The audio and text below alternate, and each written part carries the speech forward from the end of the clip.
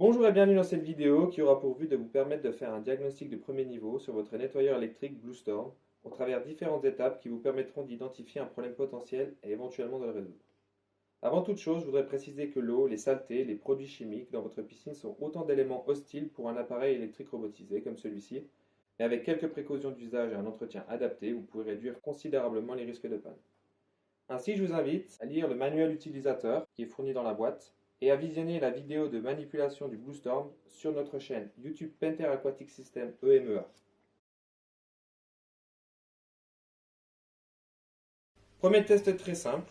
Pour ce faire, inutile de mettre le robot dans l'eau, il vous suffit de l'avoir à côté de vous ainsi que le boîtier de commande comme ici.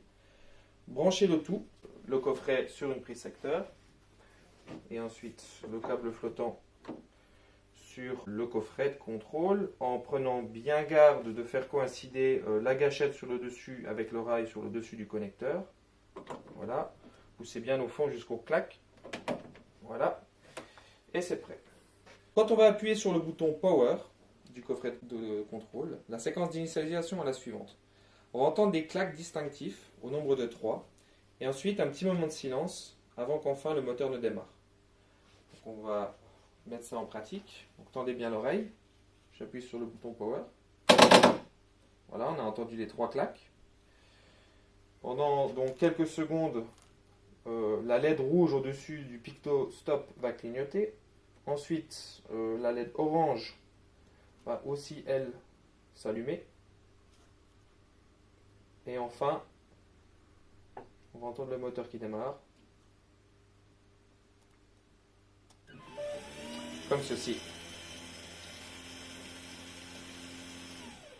Alors ici, tout est normal, tout s'est lancé correctement. Le robot va s'arrêter automatiquement puisque ici le moteur est hors d'eau. Premier test donc réussi puisque le robot a respecté la séquence d'initialisation.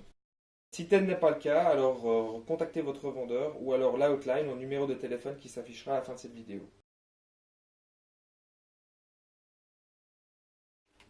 Le deuxième test à réaliser, surtout si vous êtes en présence d'un robot qui ne change pas de direction, c'est le contrôle du guidage de la tourelle. En effet, quand on est sur un bassin très sale, particulièrement sorti d'hivernage, toutes sortes de débris peuvent venir se coincer dans les parties mobiles du robot et empêcher leur bon fonctionnement. Donc il suffit, robot éteint, de passer la main par l'échappement avant du robot pour venir toucher un indexeur de la tourelle, qui est cette pièce qui pivote à 360 degrés pour diriger le flux dans différentes directions. Cette tourelle, vous devez pouvoir la faire bouger sur quelques degrés jusqu'à la prochaine butée sans sortir de résistance. La rotation doit être parfaitement libre, c'est-à-dire que quand vous la lancez, elle doit aller heurter la butée et repartir dans l'autre sens, comme ceci.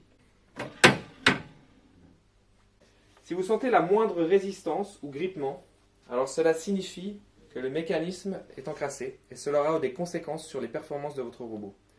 À ce moment-là, il faut nettoyer la tourelle, très simplement, comme également montré dans la vidéo de manipulation du Bluestorm. Donc, placez le robot verticalement, retirez le bac filtre, et vous allez aller arroser le mécanisme par le dessus, tout en faisant bouger la tourelle comme je l'ai fait précédemment. Voilà. Jusqu'à sentir une rotation parfaitement fluide et sans résistance.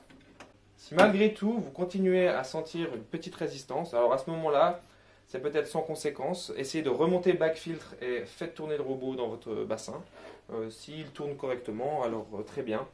Si tel n'est pas le cas, alors à ce moment-là, vous contactez l'outline pour avoir plus d'informations et plus d'astuces pour nettoyer le mécanisme par l'intérieur. Troisième élément à vérifier sur le robot qui peut gêner son fonctionnement, ça peut être un mauvais positionnement du bac filtre. En effet, qu'un bac mal positionné, les saletés, au lieu d'être retenues par le filtre, passent par la turbine et tuyère et peuvent venir gripper le mécanisme. Pour s'assurer du bon positionnement du filtre, il suffit de faire coïncider les flèches sur le bac et sur le châssis, comme ceci, et s'assurer que le bac filtre est bien inséré au fond de son logement. Voilà. Donc, si on reprend la manipulation, on appuie bien sur les gâchettes de chaque côté, voilà, en positionnant les pouces dans les encoches prévues à cet effet. Et là, ma petite astuce, c'est de présenter le back filtre légèrement incliné, voilà, comme ceci, ça marche à tous les coups.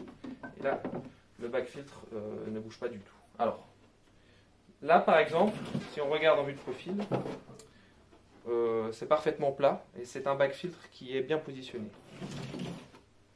A l'inverse, si on fait la manipulation sans prendre garde, voilà. Ça par exemple, c'est un bac filtre qui est mal positionné. Et donc non seulement il va venir, il va laisser passer les saletés dans la turbine, mais également il va frotter contre le sol et donc empêcher le bon fonctionnement du robot.